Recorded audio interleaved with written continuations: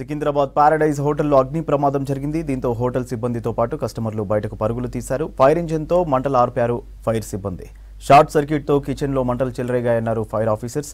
హోటల్లో పనిచేసే ఓ వ్యక్తికి తీవ్ర గాయాలయ్యాయని తెలిపారు. వెంటనే అతన్ని హాస్పిటల్కు తరలించారు. మంటలు ఎగిసిపడడంతో అప్రమత్తమైన కొందరు హోటల్ సిబ్బంది గ్యాస్ సిలిండర్లను హోటల్ నుంచి బయటకు తెచ్చారు. దీంతో ప్రమాద తీవ్రత తగ్గిందన్నారు అధికారులు.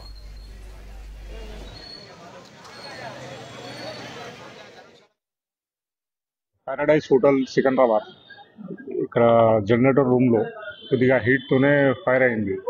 దాంట్లో దూది కొద్దిగా స్క్రాప్ ఉంది, కింది వుడ్ చెక్కలు కూడా ఉంది. దాంట్లో ఫైర్ వచ్చి ఫైర్ చిన్నగా ఉంది, మళ్ళీ ఇది స్మోక్ చాలా హెవీ వచ్చింది. దాని గురించి ఇక్కడ చాలా పబ్లిక్ కూడా పరేషాన్ అయింది. ఇప్పుడు మొత్తం ఫైర్ పుటప్ అయింది, ఏం లేదు. ఇప్పుడు కొద్దిగా చిన్న ఫైర్ ఉంది, ఆర్పిన.